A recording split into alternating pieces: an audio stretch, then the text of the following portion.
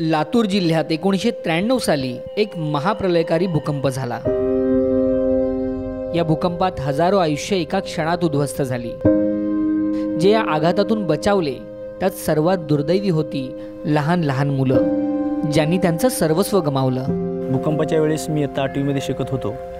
माझ्या आणि माझ्या कुटुंबातील बहुसंख्य लोकांना त्या भूकंपामध्ये प्राण गमावे लागले होते। खूप भेदरलेली परिस्थिती या ठिकाणी होती। मातीच्या ढिगाऱ्याखाली अडकल्यामुळं श्वास गुदमरून बरीच लोक मेले, त्यामध्ये माझ्या मातोश्रीचा सुद्धा देहांत झाला। अशा परिस्थितीत अनेक मुलांच्या भविष्याचा प्रश्न निर्माण झाला होता आणि अशातच भारतीय जैन संघटनेनं या मुलांच्या पुनर्वसनाची जबाबदारी घेतली आणि पुणे येथील BGSच्या संकुलात त्या सर्वांना शिक्षण देऊन स्वतःच्या पायावर उभं केलं। आज ही मुलं मोठी झालेत आणि समाजात वेगवेगळ्या क्षेत्रात ताठमानेनं कार्यरत आहेत। यापैकी 1200 जण 24 एप्रिल रोजी लातूरमधील दुष्काळग्रस्त आशिव गावात येऊन पोहोचली। आज आम्ही आशिवकरांना दाखवून देतोय आणि सांगण्यासाठी या ठिकाणी आलोय की आम्ही ज्या संकटातून बाहेर पडून स्वतःच्या पायावर उभं राहिलो, त्याच पद्धतीनं आपल्या समोर जे दुष्काळाचं संकट आहे त्या दुष्काळाच्या संकटामधून आपण देखील बाहेर पडू शकता, यासाठीच आम्ही तुमच्या सोबत आलोय आणि आपण सर्वजण खांद्याला खांदा लावून काम करू शकतो, आपल्या स्वतःचं पुन्हा संकटातून बाहेर पडू शकतो।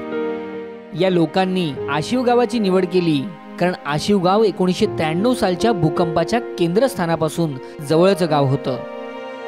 भूकंपाच्या हादऱ्यानं उद्ध्वस्त झालेलं आशिव गाव जिद्दीनं पुन्हा उभं राहिलं। असं हे आशिव गाव आज दुष्काळाशी लढतंय। गावानं वॉटर कप स्पर्धेत भाग घेतलाय। आशिवच्या या दुष्काळाशी 2 हात करण्याच्या लढाईत BGSचे हे 1200 लोक त्यांच्या कुटुंबियांसोबत जोडले गेले आहेत आणि यापैकी प्रत्येक जण निर्मळ भावनेनं इथं आलाय। आपण समाजाचं काहीतरी देणं लागतो आणि या कृतार्थ भावनेमधून तो जिथे जिथे वेळ मिळेल तिथं स्वतःचा खारीचा नाही तर सिंहाचा वाटा हा देत असतो आणि आपल्या सामाजिक ऋणातून उतराई होण्याच्या जबाबदारीतनं या लोकांनी श्रमदानाला सुरुवात केली। अभिनेता अतुल कुलकर्णीने सुद्धा गावकऱ्यांसोबत श्रमदान केलं। आपल्यासोबत इतकी लोक आत्मीयतेनं जोडली गेली आहेत हे पाहून आशिवचे गावकरीही भारावून गेले। मला तर खूप आनंद वाटतो।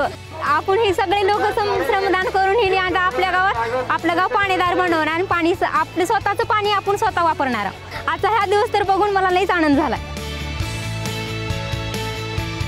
फिनिक्स पक्षासारखं या लोकांनी स्वतःला एकेकाळी पुन्हा राखेतून उभं केलं होतं आणि तीच प्रेरणा, तोच आत्मविश्वास ही लोक आशिवच्या गावकऱ्यांसाठी घेऊन आले आहेत। या सर्व लोकांना आमचा सलाम।